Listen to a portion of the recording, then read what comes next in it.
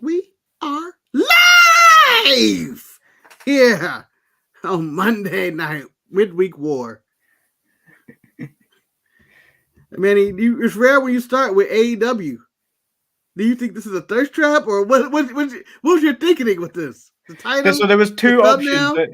There was two options. There was nothing that happened on NXT really of note, other than Joaquin Wilds. I believe I can fly. Yeah.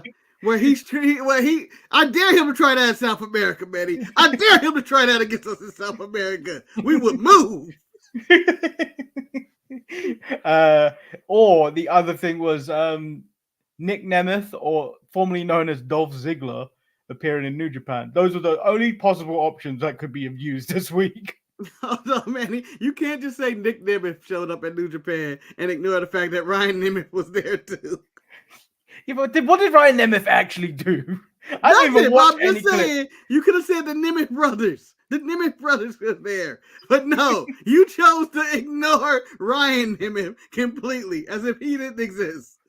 Okay, so let me say. So you explain. Oh, the Nemeth brothers are at Dynamite today, for example. Okay. You go Nick Nemeth, formerly Dolph Ziggler. People know who Dolph Ziggler is. You go Ryan Nemeth, and you're like, who?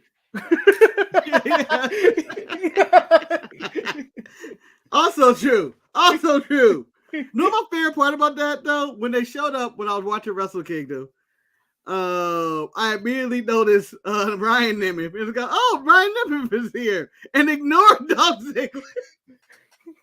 As You're a liar. You're a liar. You're a liar. I swear to God. I swear to God. I'm watching Which God? Which God? Because I don't believe you're praying to the right God if you're saying that you saw Ryan Nemeth first. I saw Ryan Nemeth first. And I went, this isn't going to draw anybody. Is his contract up? That was what I was going through. And then my left eye went, there's Dolph Ziggler right there. No wonder this reaction is happening. Because for some reason, I went, Ryan Nemeth for what? Ryan Nemeth ain't even been enough on TV enough for you to even remember his face. I remember all the bad gimmicks, Manny. The Hollywood Hunk, the whatever he was doing before then. But yes, a true story. I noticed him first before I noticed Dolph. Maybe because I was laying in my bed and I'm half asleep, but I went, why? So Kane first appearance on the show this year. When I saw Tanahashi, I thought he joined Pretty Deadly with his attire. I didn't even know that. I'm going to tell you this. Pretty Deadly gets all their fashion tips from Tanahashi. He did it first. Look at that man's hair for over 40 years. That hair has been immaculate. Marcus, Tanahashi is now the president of New Japan. Yes. And he's immediately booked himself to win a title. Right away.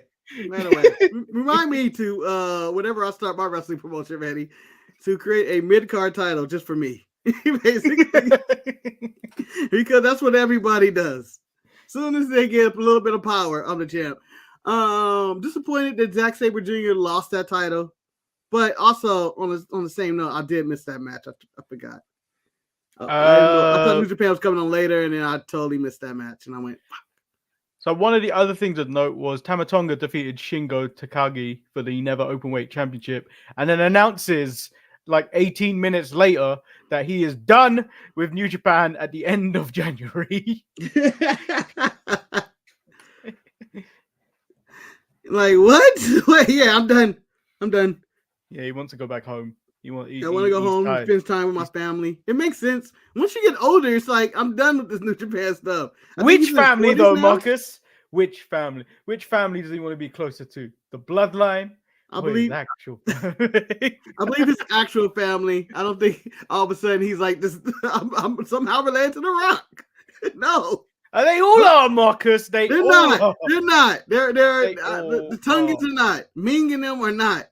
I have clarified this. They are. I'm sure you could find a stray branch that links them to The Rock and the rest of the Anoa'is. But yeah, he wins that time. I'm sure he's gonna lose it in the next 2 weeks to somebody. Yeah, or just a belt dumping that happens. Do you think It's he? possible. I can see him going to either AEW or even TNA at this point. I don't really see a point at this late in the stage to go to the WWE in his 40s already. Yeah, but WWE were interested in him for the last Yeah. 7 years. So like it probably is still an option, and WWE seem to be hiring at the moment. There's rumors suggesting that they have probably missed out on Mercedes Moné, who didn't appear on Dynamite, who was heavily rumored to appear on Dynamite last night. Yes.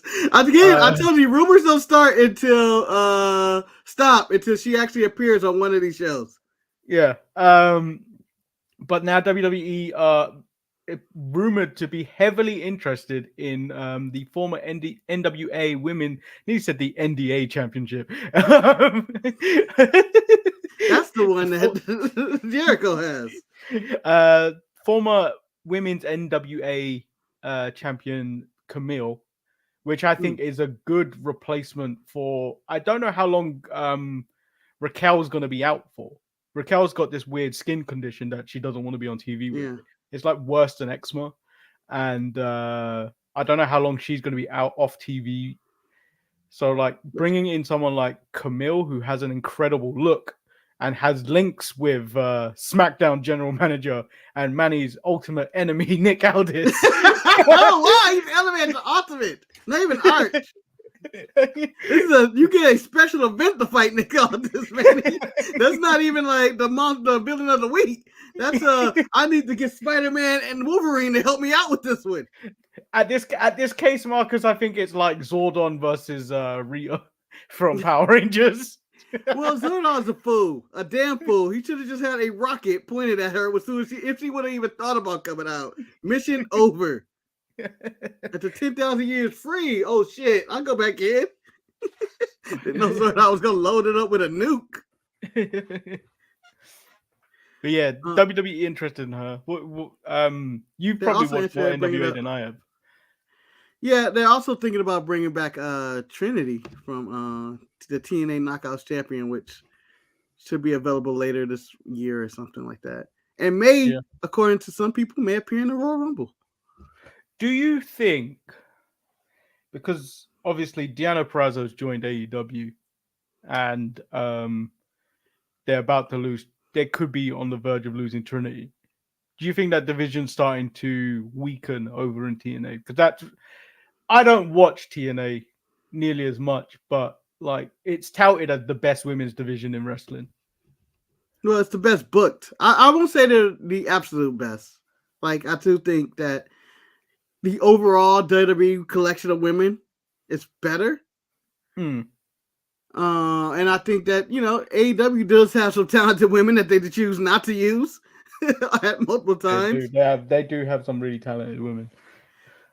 But they are the TNA women are booked as actual wrestlers and not just random side pieces and stories and fall in love with Cool Hennig or doing whatever Maxine Dupree is doing. So that's what I would tell them. I think they're okay, but I do think that they may need a revamp. But they have to see where all the chips lie first, where everybody's going, where Mercedes or this and that. It's hard to really tell. Yeah. Should we get into Dynamite, or is there anything else you want to talk about? Oh, let's just jump into Dynamite. I got a lot to say about Dynamite, so it's going to be a 6-hour show. Coming back to help out Bailey in Damage Control. I don't think that's going to be enough time because I don't know when Naomi's contract's up. Sasha's a free agent, but I don't know about what's going on with Naomi's contract. Yeah. So we should see. In the next coming weeks or so. So Jamal's just summarized what we're going to talk about so we can end the show. Wrestle Kingdom 18, AEW Women's Division still needs work. WWE is kicking a lot of ass. TNA is back. Show's over. The whole show. Yeah. AEW Dynamite kicks off with Adam Cole and the Undisputed Kingdom, which I thought was really original. How many groups are you gonna call Undisputed? Fed up of it. That's Undisputed. No, when it said Undisputed, I was like, they have the right. And then I was like, wait, it's the Undisputed. I see the crown, Undisputed Kingdom, and I go, we can do better than that. We can do better than that. We can try. Not just merge two things that work in other companies. Not when I saw them lined up like that as a union. I'm not afraid of any of them. Maybe Wardlow at a push. Yeah. If Wardlow's being pushed, I'm afraid. The rest of the people look a little soft and old. Adam Cole's back to being a manager. Boo. In his natural state, as Vince McMahon would call it. That's perfect for you, pal. That's perfect for you. People were talking about the music change and liking it. I was like, they just slowed it down so his crippled ass could get to the ring and do his boom. That's what they did. Did they? I said I like the music change. Have I been duped with just them slowing it down? They slowed it down just so his crippled body could get to ringside to do boom. Another thing I noticed is the where I want to say, Tony, you need to get some more original ideas, because immediately Adam Cole expects Wardlow to win some contract or win the title and just hand it over to him. And I was like, didn't we just do this like the other day with Christian and Luchasaurus? I'm sorry, Kill Switch. Yeah, his name is Kill Switch. I'm sorry, I don't mean to disrespect the man. But I'm just saying, I was like, isn't that the same storyline? We can't do that right now. And Wardlow, you gonna do that? Nah. Is there anything outside of Wardlow handing him the title that you felt was worthy of talking about? Because Adam Cole spoke a lot. He said a lot. And I feel like he missed some points of like, when did this all come together? When did you decide to be the devil and why? Like, you could have did this in week 1 and we could have stopped all this. Yeah. Like, I'm trying to remember when the devil first appeared. Did it appear before or after Wembley? After, right? I specifically remember a shot that was recorded at Wembley, but they played it on Dynamite, where I think the Bang Bang Club came up to them and they were both sitting in their locker room, and they were like, "Oh, this is the winners' locker room, not losers," hinting at Adam Cole. Yeah. In the back, they had all their stuff hung up, and on the Adam Cole side, the devil mask was there, specifically pointed out, and I remember that. And I remember first saying this when the hinting of when the devil went like, "Who's the devil?" When Jay White was first attacked. The original suspect was Adam Cole. I remember that for sure. But I'm trying to remember within his injury in Wembley, when did the devil actually appear? And it's like it was hard for me to like remember. So I was like, so when is his plan goes to I need to kill people? To like, I'm gonna attack Jay White in defense of him. Like I feel like I didn't get any of that. And if he did, I didn't also get, so I'm gonna tie this in with the angry Hangman that comes up and interrupts the interview. It's like Samoa Joe hired some goons. I thought Samoa Joe only hired the goons to attack MJF. I only thought he only used them that week. Yeah, I didn't know it was all. I was very confused when he was pissed for no reason. Yeah, when they had the video, or like when he got jumped.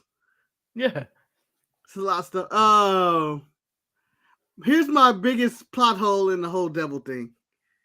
Remember when what Hangman's mad about, he got jumped and he got thrown through a car windshield that the devil was driving. If Adam Cole was driving that car, Manny, how was his ankle? I feel like he couldn't drive. Like the devil didn't come out with a limp. He was walking like this. So he has to tell me that, oh yeah, at multiple times it was me, Roddy, or something. Because there was a lot of times when the devil was doing tap dance in the ring. I know he didn't.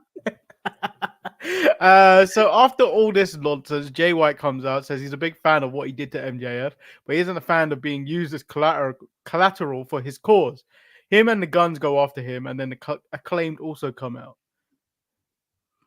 Very confused. It just seems like a lot of heels attacked each other. Yeah. And then the Acclaim comes out. And I feel like if you wanted to end the show, this would have been the way to end the show. Anticipation on what old Adam Cole and the Devil and all this and what the plan coming up, and then the brawl at the end. It seemed like that should have been the end of the show. I don't know. I think Swerve is a bigger star than everyone that was in the opening segment. But he had no reason to main event. I can't main event him for no reason. Yeah, I know, but Swerve is a big ticket item at the moment. I think he's bigger ticket than a broken Adam Cole. I do think I agree with you on that, but I don't think the story of him and Danny Garcia, or not story, the match should have been the main event when you have all these title matches and number one contender matches on the show. And this throwaway match that has nothing on the line. There's nothing about this. There's like, we need to see this. Oh no, but I think I was like, why? Obviously, I think the hook is that Hangman and Swerve for the third time. I'm assuming that's the hook. Yeah, but even then, Hangman didn't show up to an hour and 45 minutes of the show where I looked at Ryan and said, "What's the fuck is the point of showing up to work if you're gonna show up 15 minutes when it's left on the clock?" He had his bags and shit like he was about to wrestle.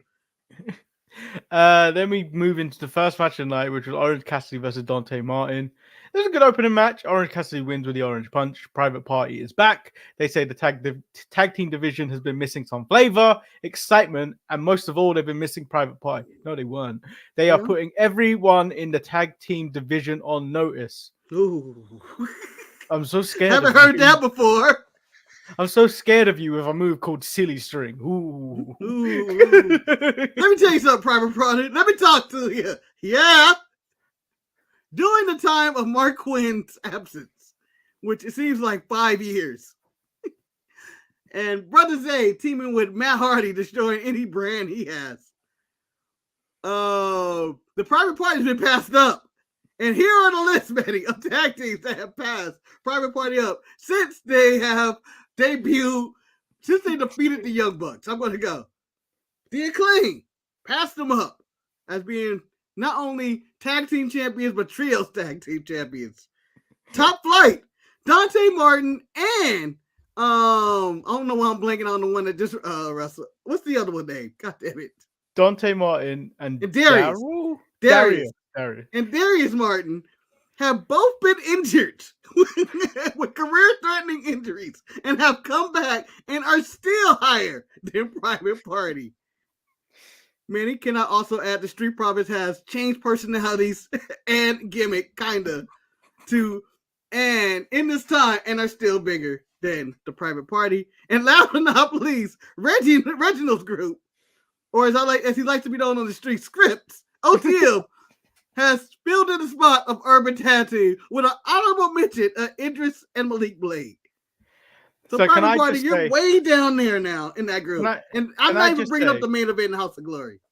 Can I just say, as one half of the Kings of Rope, Marcus, if we were about to go into a match, I'm more afraid of the female team 3D of Caden Carter and Katana Chance, who try and make claim to the ropes as well. Yeah. But I am more afraid of them than I am afraid of Private Party. In fact, yes, you can add them to the list. I totally forgot about them because they had a nightclub. They were doing the Private Party gimmick. And they had segment in there, and they have passed Private Party. Private Party needs to sit their ass down and rethink every day. Because when they got on the microphone, I was so annoyed already. Because I was like, they're terrible. They're terrible. This is all bad. This is all bad on the microphone. But you know what it reminded me of? So first of all, we had to put up with Isaiah Cassidy with the Hardys. And yes. I knew he was bad, just speaking in general. Then I forgot that the other one, Mark Quinn, was just as bad as talking. Yeah, this was no like, oh my god, I'm happy they're back. It was, oh no, they're back. And also, they played the wrong music when they came out. That wasn't even Private Party's music. I think it was. Oh, we're just a private party. We're just a private party. I feel like it was the old, maybe I'm confusing. I remember their old one where it's like shots. Oh, I can't remember. Whatever, So Tony Storm, in a pointless segment, just to have Tony Storm on the show, runs down New Jersey, says she doesn't watch wrestling, and is carried off. I do like that. I don't watch wrestling. Mariah May versus Queen Amanata. I think that's how you say it. I'm not sure.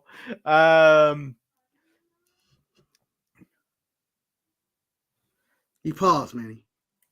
Because this is why ETE is not on air. That's not why. Stupid takes like that. They are a solid tag team, though, Manny. They're horrible on the microphone. And I need to see them again to get a refresher, though, where they stand. Because I believe they are better wrestlers than the Acclaim. No, they're not.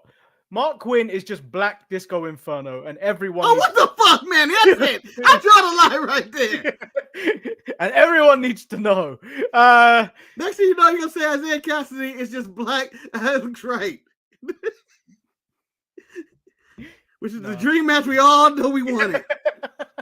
he ain't got those moves like Alex Wright. I don't know if it's me, but I feel like Mariah May's debut was hyped up way more than it should have. Like, oh, she's from Stardom and everything. The match was okay, but it wasn't like, oh, okay, this is a top star from Stardom. No, I felt like they had her in this match, and she lost the showcase. Like, this is supposed to be her showcase. She's supposed to be the dominant figure. Yeah, but the Queen decided, no, I'm gonna do 70% of the offense, and you're gonna get your ass whooped. Like, Mariah May got beat up most of the time. Like, it just seemed like, oh man, we debuted her, and she fits in the category of the Stratton, Charlotte, blonde, whatever. And it was like, she got her ass whooped. Yeah, but Trinity and Jay Carter in the game. I think Mariah May has been in the game longer than Stratton, and Stratton is miles ahead of her. From what I saw from this one match. It was athleticism. That's what I thought was going to be. I thought it was a bad showcase of a debut. Like, it should have been easy work. Whatever she did should have been easy work. I know AEW is committed to having back and forth dream match style matches with every single match they have. This should have been a fucking squash. Yeah. Just like, oh, yeah, she showed up, bam, knocked out, right, real quick. A bicycle kick, super kick, whatever the hell you want to do with a quick victory, and just be like, oh yeah, that was it. And continue the story with her and Tony Storm and being obsessed. Like, it shouldn't have been a double showcase. Yeah. So Mariah May puts down New Jersey. She gives and so Deonna Purrazzo shows up. She gives Mariah a message to pass on to Tony Storm. Whenever she runs, she'll find her because she is now all elite. Mariah says she's not the messenger. Tell her yourself, bitch. Slaps her and gets a slap back and a kick. Yeah. So in Mariah May's debut, Manny, she shows up there. She fights. She almost loses. Then she's talking her shit. Deonna Purrazzo comes out, overshadows her debut by debuting, and then beats her ass, basically. So we waited for this. We nearly got. I can't remember what AEW pay-per-view it was, but it was the pay-per-view where Adam Cole debuted, shortly followed by Bryan Danielson, which completely overshadowed each other. Yeah. Kind of debuts. So think what could have happened. So you had Mariah May's in-ring debut. Yes. Deonna Purrazzo comes up, and then if for any reason the heavily rumored Mercedes Moné came, all overshadowed. Yeah. Excuse me. And I would like to add to this, Betty. Good signing with Deonna Purrazzo. But as I added with the Mercedes alleged 25 million signing, Tony, this one segment of weak shit ain't gonna cut it. Where they get one match, one segment. Let's throw every woman's thing in one segment like they did this week, where Toni Storm talks, Mariah May debuts, and Deonna Purrazzo comes out. We threw all that in the 15-minute time loop right there or whatever. And then that's the segment of the week. And that's not even counting Saraya and whatever the hell that was. I would like to build on your point. NXT the night before, 2-hour show as well. Yeah. Still had shit to do, like to promote and whatnot. They managed to get in 3 women's matches,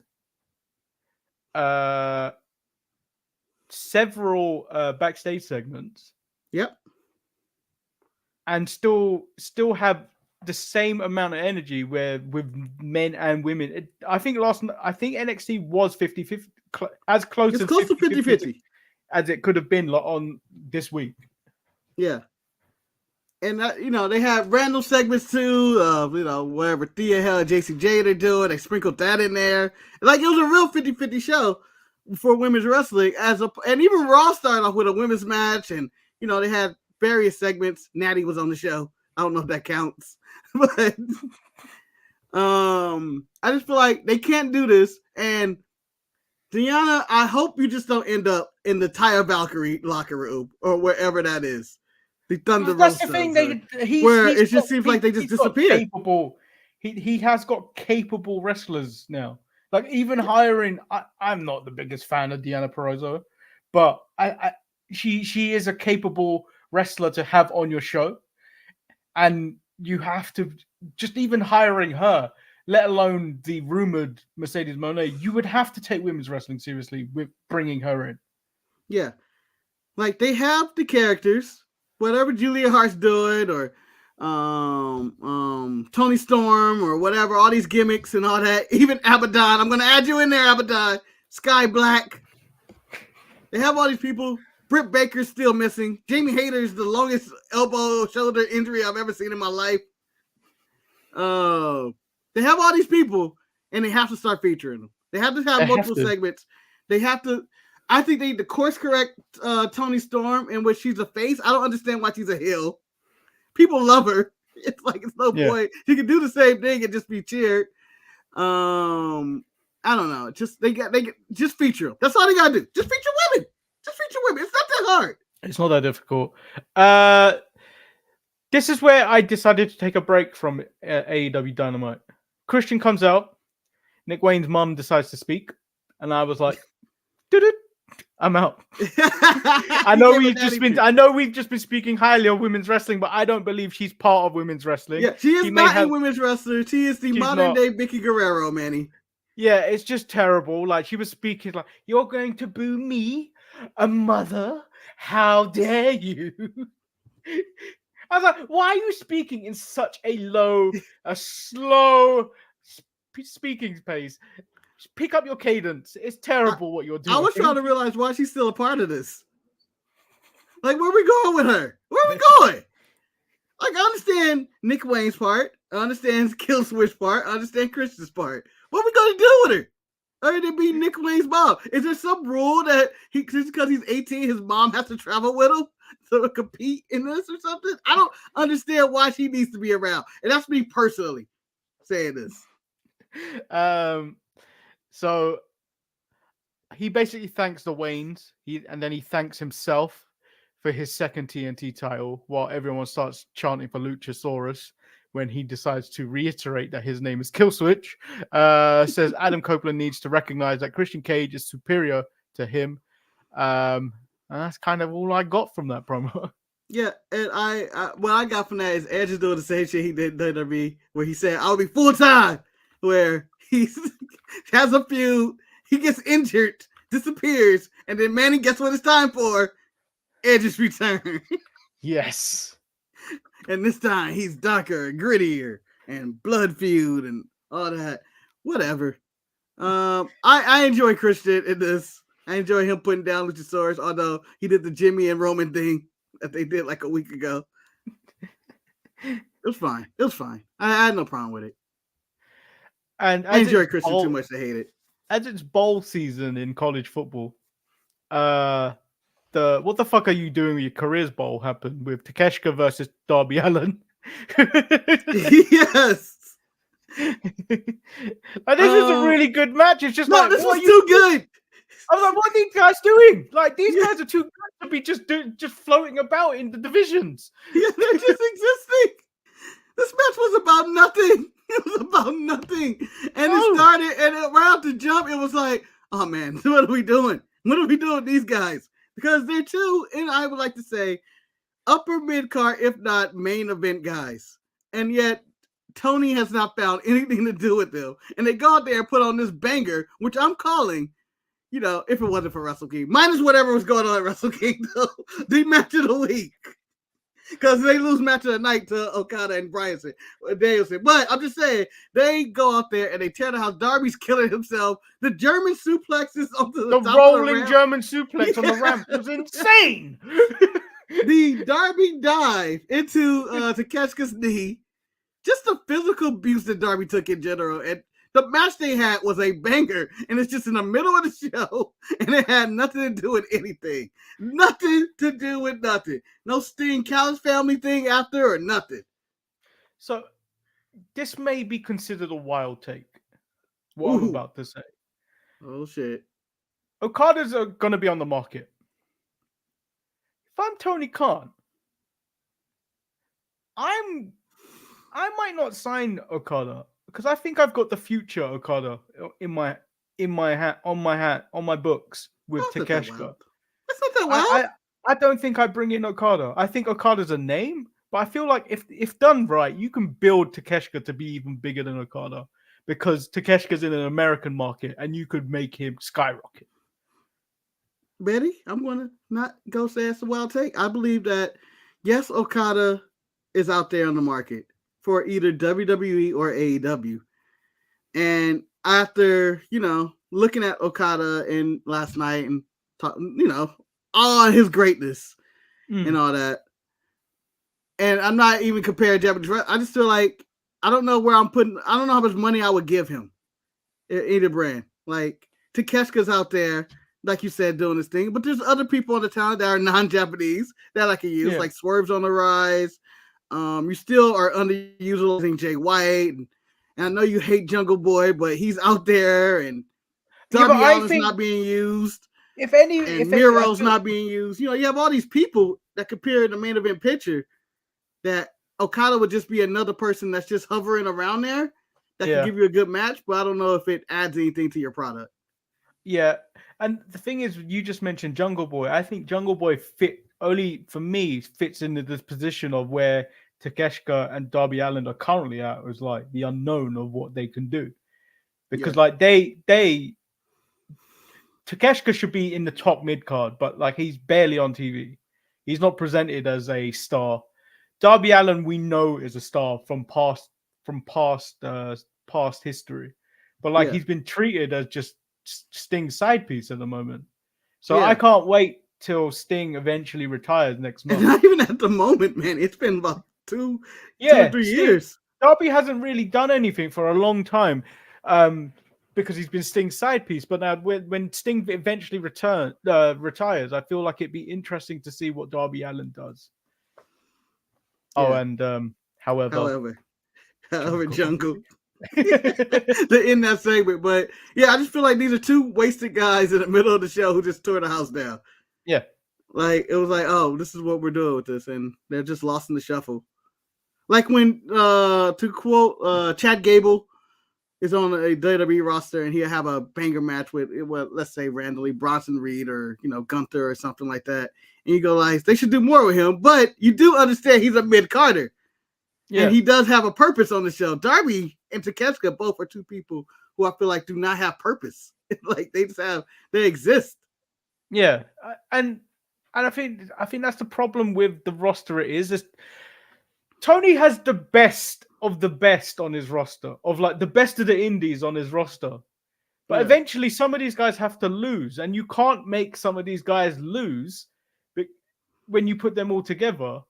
Yeah. So like you do have. That's why in the early days, and that's why you do have so many shit finishes in AEW, where like it's a run-in or whatnot to save a potential, save someone taking a proper L.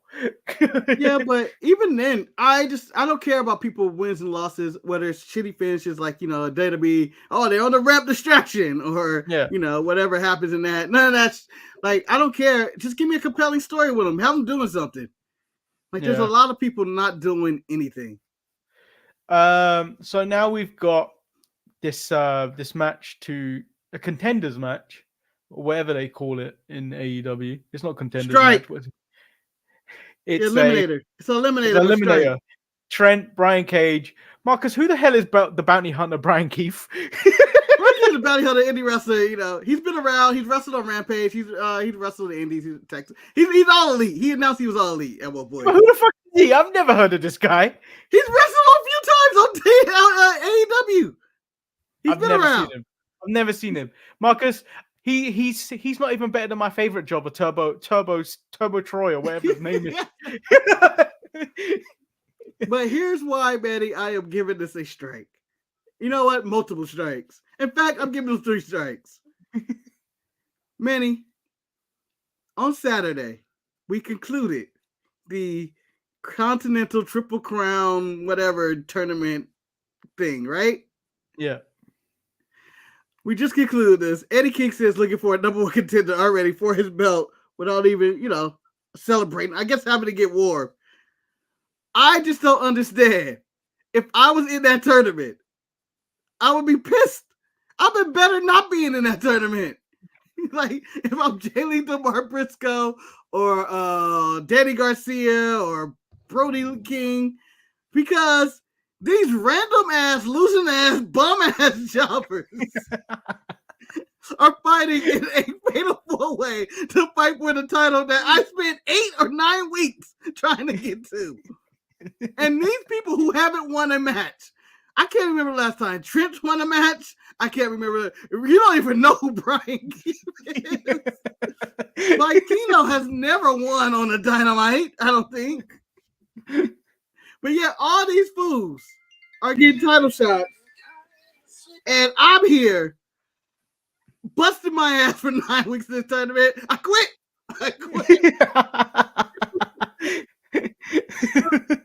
Nobody like Brian Danielson, Brody King, or I'm trying to think of all the people who are in the tournament. They're not up for this? Mox. Not you're not good enough. And even the people, if you wanted to say, okay, I wanted to have a number 1 contenders match for this title, why couldn't Takeshita or Darby, who were not in the tournament, or Miro, or Malachi Black, or I'm trying to think of random people. I know Andrade's gone, but Andrade, why couldn't they get a title shot? People who weren't in the tournament. Oh, Andrade was in the tournament, but I'm just saying. So can I ask this question now about this Triple Crown thing that I don't really understand? It's a Triple Crown thing. However, Marcus, one of those titles don't belong to them. That New Japan Strong title does not belong to that company. Yeah. So New Japan Strong is debunked, so it doesn't matter. So what's the point of this belt? Nothing. And it makes you, I guess, the Ring of Honor champion, because we don't have a Ring of Honor champion right now, right? Ring of Honor champion. Eddie Kingston's the Ring of Honor champ. That's the other belt. Yeah, and I thought he was going to get rid of these titles.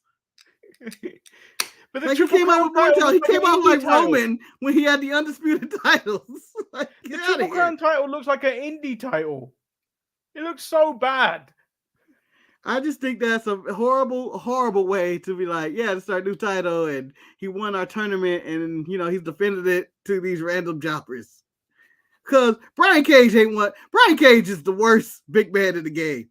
He's not tall. He's a lot of muscle, and he never wins. No, even on a match where I thought, the only one who could really win this is Brian Cage. He still lost.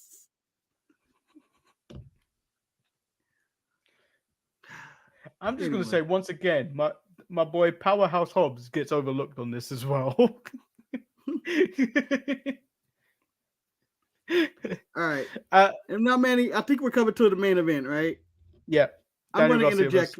I'm going to interject real quick and say something that started the show that we missed. Samoa Joe cuts a heated promo from last Saturday after, winning the title. But shouldn't he have been on the show? No, because if you follow their history, the new world heavyweight champion is never on the show the next night, unless it's Raw normally. Why? Because every champion wants to be like Roman Reigns now, where you win and then you don't appear for like 7 months. You undercut what I was about to say next. I was like, Manny, AEW is officially ripping off WWE. They decided to put the world heavyweight title on a Samoan named Joe, and they told him to take the night off. I mean, all Samoan Joes are currently running pro wrestling at the moment. Yes. Samoan Joes are taking over, and they are all not showing up to work. Well, Samoa Joe is in London at the moment, celebrating the New Year. Yeah, and I don't know why. Neither do I. Maybe it's Twisted Metal. Maybe Twisted Metal filming. I don't know. I don't know. I mean, this main event was a really good match. Swerve wins, goes to shake his hand. Nana gives him a low blow. Then Hangman ends up coming down for a pull-apart brawl, and then the show ends. Yeah. Solid match, distracted by Dusty Rhodes in the match. In fact, I was distracted by Dusty Rhodes in the crowd in the Takeshita Darby match as well. Because they kept going over there for some reason. Just don't think this should have been the main event. And I don't understand why Hangman was so up. I understand why he hates Swerve, whatever. But it seemed like when he came into the arena with his luggage extremely late to work, he was going straight for either Samoa Joe or the Devil, but realized they were both gone and was like, well, I guess Swerve's here. But Marcus, I ask you just one question. Fight him. Was he just turning up to work, or was this I'm done with this shit, I'm leaving kind of walk out? Because I don't know, that didn't look like he just turned up to work. That looked like it was like he got pissed off by something backstage and like, fuck it, I'm going home. Well, weren't they interviewing somebody else in the back? Yeah, they're interviewing Daddy Magic. Yeah. By all means, interrupt him. Yes. The man has nothing to say. They interrupt by him walking by. I was so confused by Hangman's motives. And yes, we're going to get Swerve in what's called 3, but Swerve's up 2-0 on this feud already. It doesn't matter now. It doesn't even matter now. And I'm not gonna I don't want Hangman to actually beat him because that take away Swerve's momentum. Yeah. Hangman's old news. In fact, I believe he might have been, this may a random take, he might be the only AEW original on the show tonight. Because even Darby wasn't there week 1. He showed up like week 4 into like one random pay-per-view. Yeah. It's Cody. Yep. Because no Jericho, Trent. No Bucks, no Kenny. Maybe Trent. Yeah, maybe Trent. We didn't even get Sammy. We didn't get the Collins family in general. Where was Sammy? Or well, I guess he can't show because of the Jericho situation. Jesus. All right. The show was okay. I mean, there were so many things I would have left off. This didn't necessarily feel like this whole sports era type of booking that Tony Khan had been talking about. This felt like sports entertainment. Yeah, this was a very sports entertaining show, but I think it's a better show if you rearrange some of the matches in the order of the show. Like they needed Mr. Man to tear up the script one time, just once there, and he's like, "Oh, okay, we're going to end with the Devil and them making their speech, and then have a brawl at the end like we want to do." Let's move into NXT. New Year's Evil. It opens up with the NXT Women's title match between Blair Davenport versus Lyra Valkyria. This was a very good way to kick off NXT in 2024. Yeah. Apparently WWE had a statement this year where they're going to start with all women's matches to start their shows. So this started off. It was a really solid match. I didn't believe for a second Blair was ever going to win.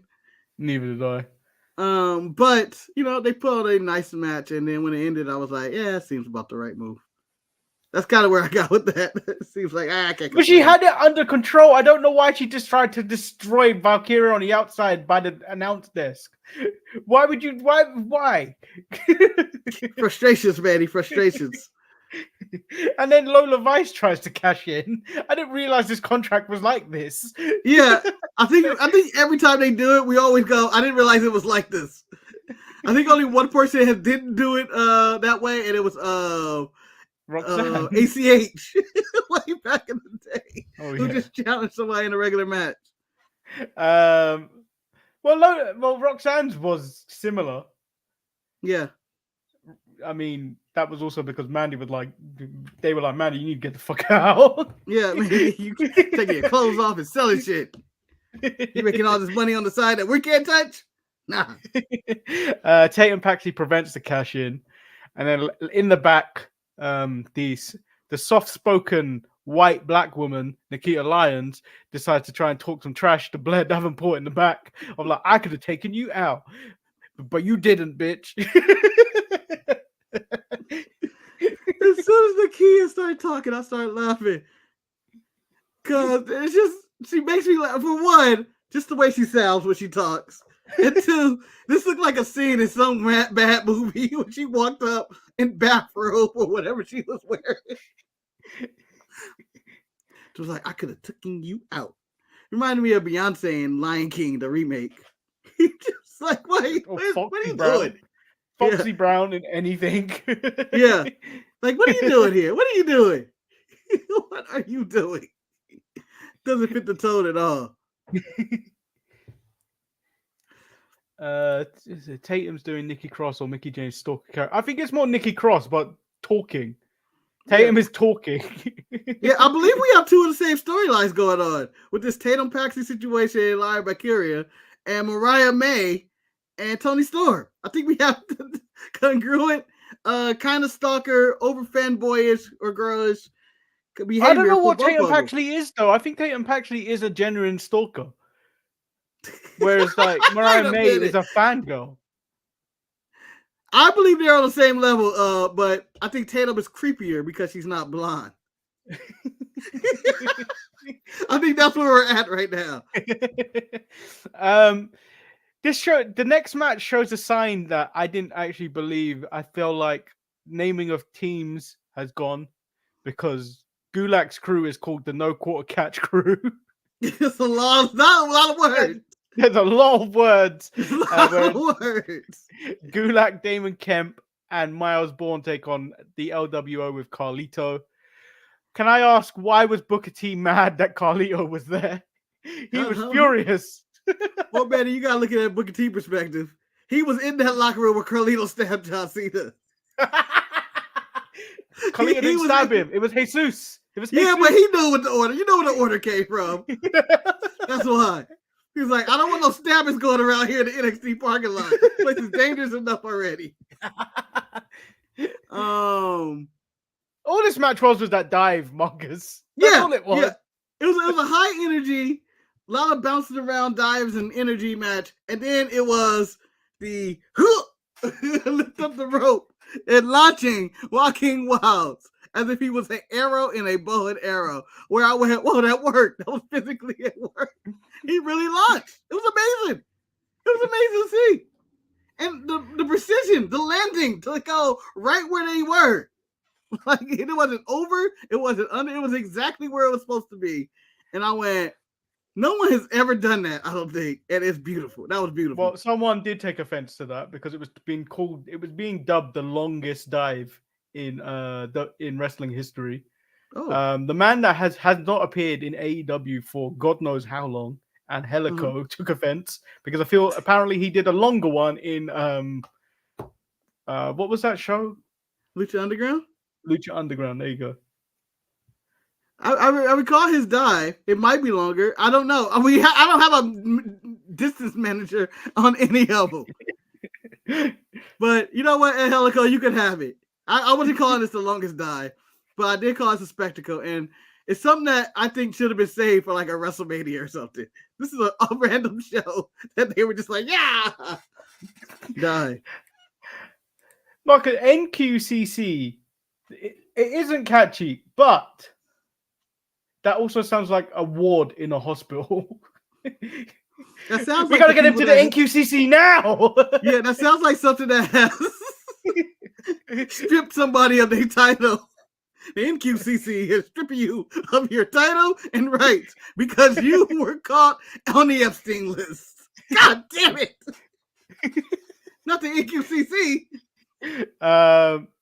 So we go to our next match of the night, which is Ariana Grace versus Roxanne Perez. It was a decent match. Roxanne wins with a pop rock, but Roxanne decided to take out Ariana Grace after the bell, which I haven't seen in a very long time. The referee decided to reverse the decision, awarding the victory to Ariana Grace.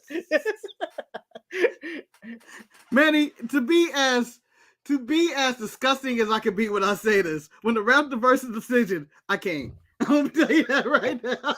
It was a long-awaited.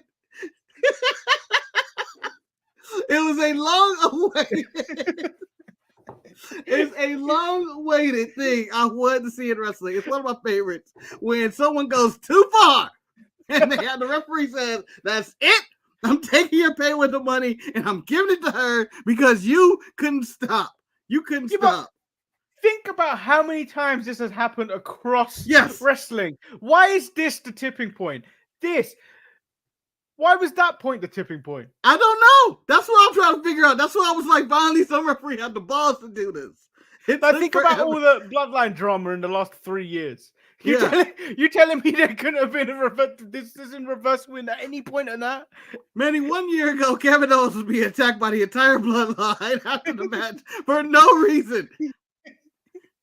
And they had time to decide what to do or not. Kevin Owens should be the world heavyweight champion at this point. He reversed the decision. Von Wagner should have a win when Breaker nearly murdered him. Yes. There are so many instances in all of wrestling where the decision is reversed. Not since 1999 or something have I seen a reverse decision. Like, this is out of control. The last time I seen a reverse decision was when the Fink announced it. Yes. Soon, Manny, not only are we getting this, we're going to get champions walk away with the title, and you're going to have Samantha Irvin on the microphone, or whoever the announcer is at the time, going, if so-and-so does not return to the ring by the count of 10, they will be disqualified and lose World Heavyweight Championship. Bro, I ain't heard of that. I don't think I've heard that since 96. Yeah, we gotta bring that back too. If we're gonna do reverse decisions, we gotta bring that one back. So we go to the back, Marcus, and then we go to where Jamal says HBK cares about his brand so much that he decides to put The Rock's knees as his actual assistant.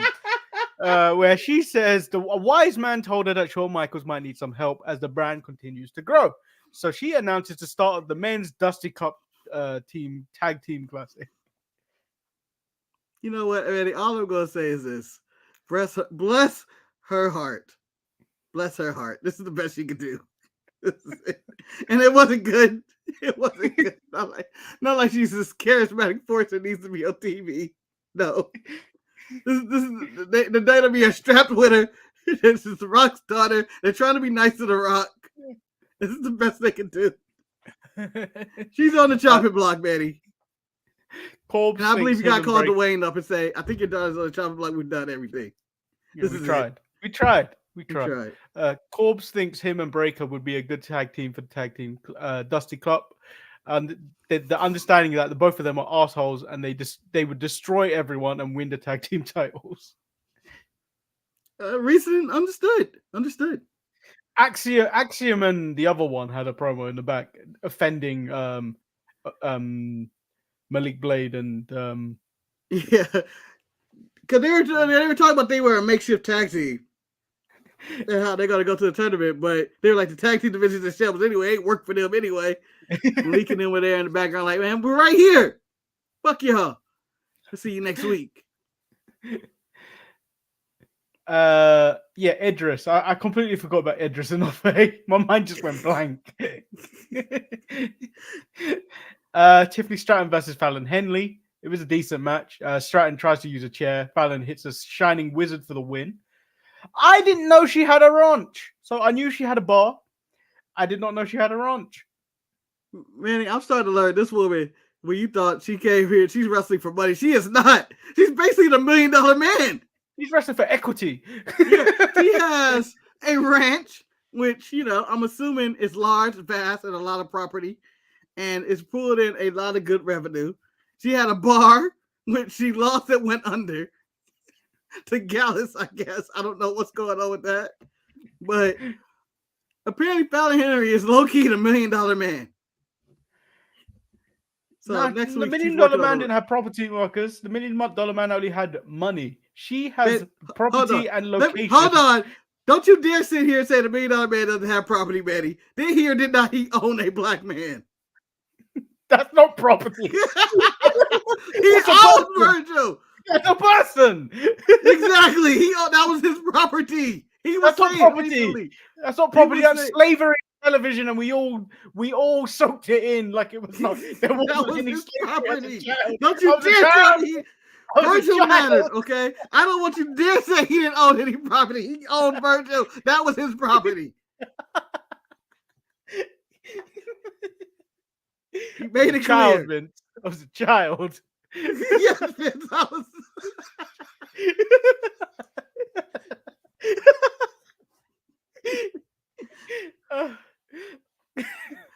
But I'm assuming comedy will ensue, as in next week she's ranching, and I'm assuming she's going to fall into some, I'm going to say cow shit next week.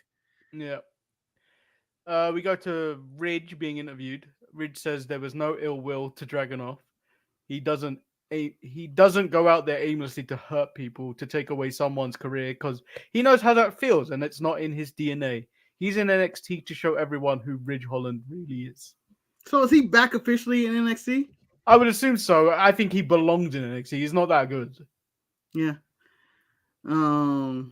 He's killed everybody. He's a Nia Jackson man, but he gets less hate because he's a man. I guess I don't know. No, I think he gets more hate. You think he gets more hate than Nia? Yeah. He injured a black man. The most charismatic black man in history of WWE in the modern era. That's big praise to Big E, the most charismatic man in WWE in the modern era. I don't know. No, charismatic black man in WWE in the modern era. You can't say Woods and you can't say Kofi. No one. Taz is on this level, but Taz won't ever get there. Yeah, so this is an interview. By the way, they called off the Dragunov, and I feel like this is fake advertising. Niggas evil. I was looking for Trick and Dragunov, and they told us all the way up until maybe 15 minutes into the show, going like, "Yeah, this ain't happening." No, they did it at the beginning. Was it the beginning? I thought it was after the first segment. They said he wasn't cleared, and the match has been postponed. Then Grayson talks to just listening to black people right now in WWE for Manny to be like, yeah, Big E had them all. Big E, they're not on Big E's level.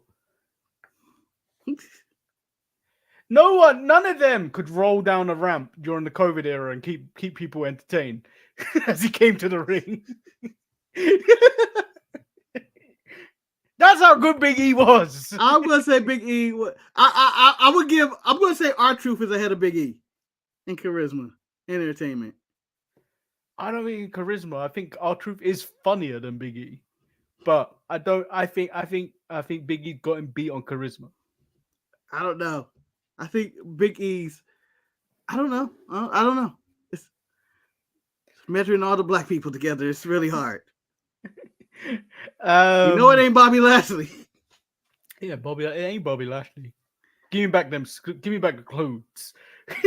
That's the only funny thing Bobby Lashley done.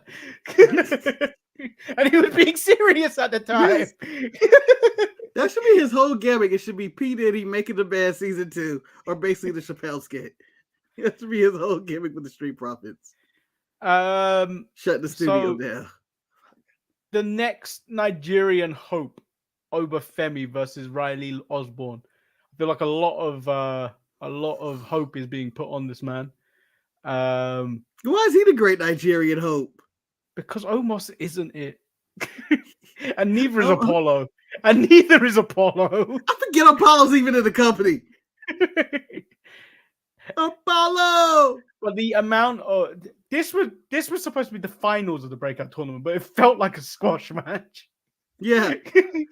He beat the shit out of He him. destroyed the small English boy. That's what you know when you saw the brackets and you go like you know how you see in the football and you see the NFC versus AFC and then they go to their playoffs and then the Super Bowl ends up being the New England Patriots. This is a past time against, and then you see like who squelched through here? The San Diego Chargers have snuck to the, and this is obviously fiction, but the San Diego Chargers.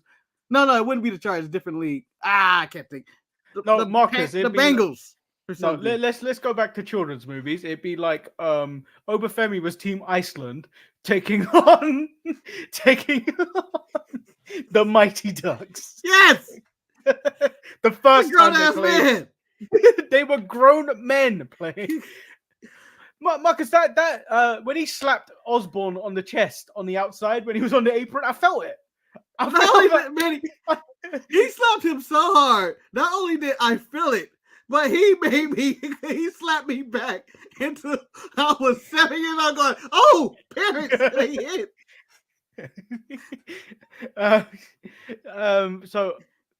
So Obafemi wins. So he's the winner of the breakout tournament. We go to the back where Andre Chase is told by JC Jane, who's now taken control of Chase U, saying he can't focus on two things at once. So he can't compete in the Dusty Classic. He needs to focus on the debt, while Riley and the dude that can't fuck compete in the cup. And then JC is going to get the money and bring Chase U back to prominence. What a story. I just feel like saying that. But, Manny, can I go back to Obafemi? Yeah. Dragunov was in the building, right? Yeah. Cleared or not cleared, I'm cashing in tonight. I don't give a fuck.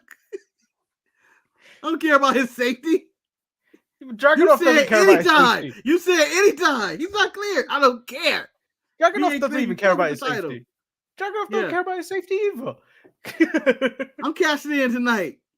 His injured neck. Sorry, Trick. Your match made me off, but I just made one for myself. If this works in like that, like Lola Vice does hers, I'm doing the same thing. I'm dragging off crippled ass to the ring, and I'm even if they put the title on Trick, even if they put the title on Trick, Obafemi would whoop that Trick. Yeah. Oh no, I've never seen two bigger, imposing black men fight each other for a WWE title in my life. This could be a first. So we go to the match where we learn that Mello decided to put Trick's #1 contendership on the line against Grayson Waller. It was a good match. Mello distracts Trick, but Kevin Owens assists Trick with a win as Mello continues to look guilty every time he appears on screen. Yeah, he had no reason. He had no reason to come out this time. I couldn't even think of one. He just came out there with full distraction for his boy Waller. Now, I enjoy the scenes being played of whatever. And they had to do something with Dragunov not being quote unquote cleared, even though I read reports he's just really banged up, so they didn't want to do the match. It has nothing to do with Ridge or anything like that. It's just he's banged up. Yeah. The man puts himself through hell. Him and Darby Allin are two wrestlers that put themselves through hell in every single match. For no reason. Yeah. For television. But I would say if Mello joined Theory and Waller, it would help their little team. I think he would give them a shot in personality, I feel like. That Theory doesn't have. I don't think it would work. Uh-oh. I may have lost Manny. Oh no, you're still there. You froze on my screen. In a very contemplating motion. Oh no, now he's gone. And I'm all alone. Anyway. I don't know if anybody can hear me. I can't hear him. But that concludes the show. I thought NXT was a solid show. Thought it was better than Dynamite. Not better than Raw. Raw would just seem to flow better with the day one pay-per-view. Triple H announced Toronto and all that stuff. We have all these announcements, but we will soon be back to continue this chapter in the Sharpshooter where Eric returns this Saturday, like the Batman, and returns live in front of everybody. And he will have some shocking, wild takes for you about everything. Wild takes. Hear his take on The Rock or Obafemi, and his crazy take on Deonna Purrazzo and AEW in general. A State of the Union address this Saturday. Did Eric make the Epstein list? Find out. Body shame Deonna Purrazzo. Yeah, I know. He's just gonna body shame her. He's gonna immediately. I already had it when she came out in the black coat. Eric, I immediately went to my inner Eric and went, "Oh, she's not even wearing that black coat to cover that fat ass stomach of hers." I do not care about her stomach, but Eric will. Coming from a fat man. Disgusting. Shame. Disgusting. But I would like to add on this show one last point. For every wrestler who thought they were going out there to cut the promo of the year or talk the most shit or go against their opponent and build to their next pay-per-view, it's over. It's 100% over. And the reason I'm saying this is because Cat Williams has went out there and eviscerated 11 different people. It was the pipe bomb of the year, and it's only been 4 days of the year. We've only day 4, and him on Club Shay Shay of tearing down from Steve Harvey to Tyler Perry to Ricky Smiley and Kevin Hart and every single black person in Hollywood, it seemed like. That was the rundown of the year. And I think it was the move of the year to get his 52-year-old ass story backside. He even went after Michael Blackson. Who goes after Michael Blackson? Who goes after Michael Blackson? He's the funniest, one of the funniest of them all. Exactly. And he said, "How dare you go out there and play? You originally do a dirty comedian like in Nigerian, and you're not even the funniest person in Nigeria, and you faking your accent, and you just going off on them." He went after everybody, Manny.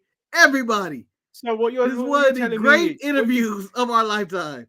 What you're telling me is the Cat Williams list is all the people he decided to decimate this today is worse than the Epstein list. You man's damn well been there. Steve Harvey, Cedric the Entertainer, Michael Blackson, Kevin Hart, Diddy got a stray randomly. There were a few strays in there too. They were just like, what the fuck? It went after everybody. Amazing. So, everybody shut the fuck up with your promos. Again, the real world is getting better than wrestling. Where people out there cutting promos and fights, dives into the courtrooms.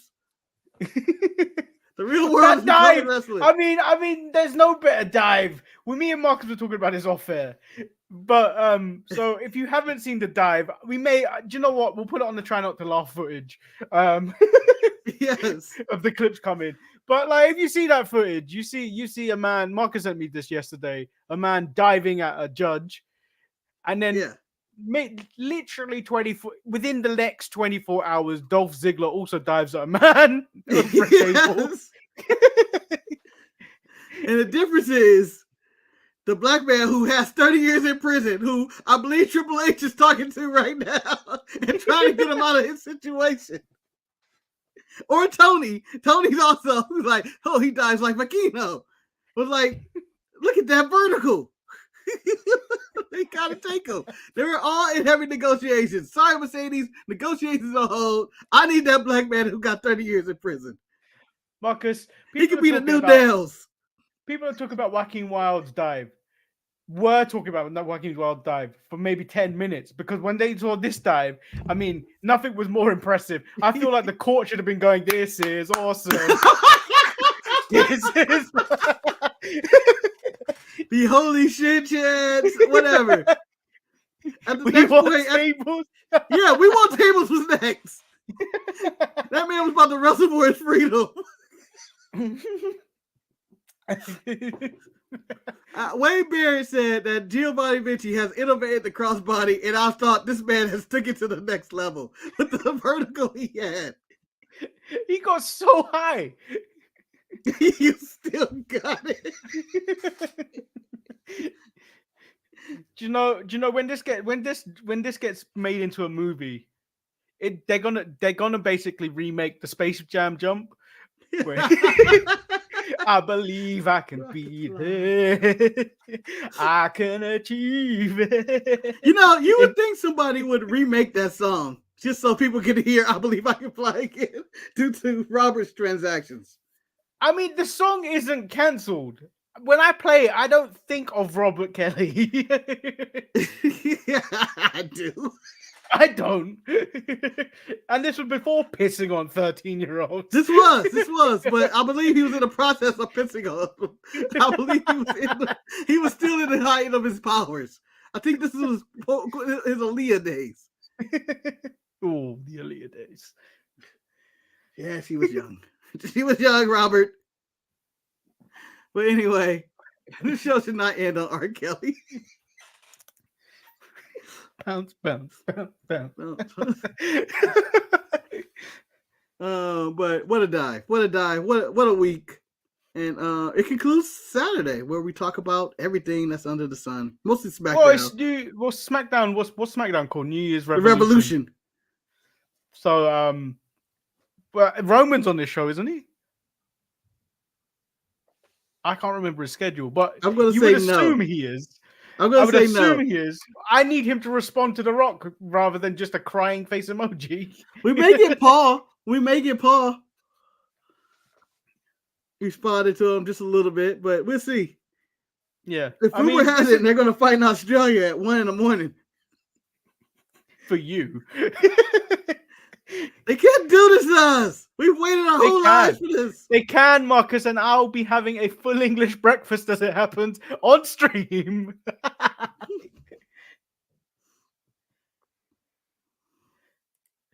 Yeah, yes. Dolph Ziggler's table spot is the exact carbon copy of what that man did in the courtroom. Is that the table spot he's talking about? I would assume so. Or is he talking about the table spot, the table, like a table, going through a table? What table spot? I don't remember one. Is he? Put it in the comments. Yeah, I was half asleep watching it. This may have been a part of the show I missed. I don't remember a table spot. I don't. In any match. Don't know why. Well, I would say this about the main event. I fell asleep. I know I did. And I went night on one and then went back to sleep. He sent the guy from Bullet Club. Oh, with Dave Finlay. Because I saw who Dave Finlay is, and I was like, that just looks like every that looked like Marty Scurll. Mm-hmm. The other one that used to play around with Marty Scurll, that was in Ring of Honor. Flip Gordon? Yeah. I was like, who is this guy? Yeah, a young Rhino. There's a lot of things you compare him to, but he is the current leader of the Bullet Club, and he is the white man that's took full control and made Bullet Club white again. Make Bullet Club white again? Yeah, they're back being white. They're all white. But they need a new direction. I guess it's time to wrap up the show. I got nothing else. But I was about to check out Club Shay Shay. I mean, the way Marcus described it, it seems like must watch. It does seem like must watch television. As I stall for time because I have just started to upload a video into the deck. Okay, man, we should have the most non-wrestling segment of the week in the world, and I believe it will come down to this dive from the courtroom or Cat Williams promo against the entire universe. I feel like if we bring up Cat Williams promo in clips, I feel like we'll get a strike. But this one gets. I appreciate that, but I think it's time that he gets a taste of something else because I just can't with that history. In accordance with the laws of the state of Nevada, this court.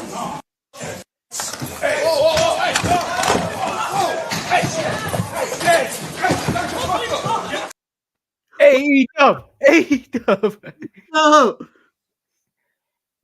Like she didn't see that shit coming. Like I can see him running at her and her going like, well, I'm up here. Oh, what the fuck? Yeah, so that is actually quite high. That's at least 1.5 meters Yeah. high. What a vertical. What a vertical. Just wasted talent right there. He had to be in the NFL or in basketball at some point. Or run track. Well, maybe we can get a real life longest yard and he's playing quarterback. And it's like, damn, he's just Michael Vick. But yeah, that is today's show. If anyone just comes in randomly, we'll think I am Marcus the Grand Finale. But I'm not. I am Lord Manny Hayes. And I am Marcus the Grand Finale. And in South America, I don't care how many dives Joaquin does. We still hold the crowd. Kings of the ropes. We do. And I don't know how to end the show anymore. We need a new way to end the show. It is Royal Rumble season. Work? Peace.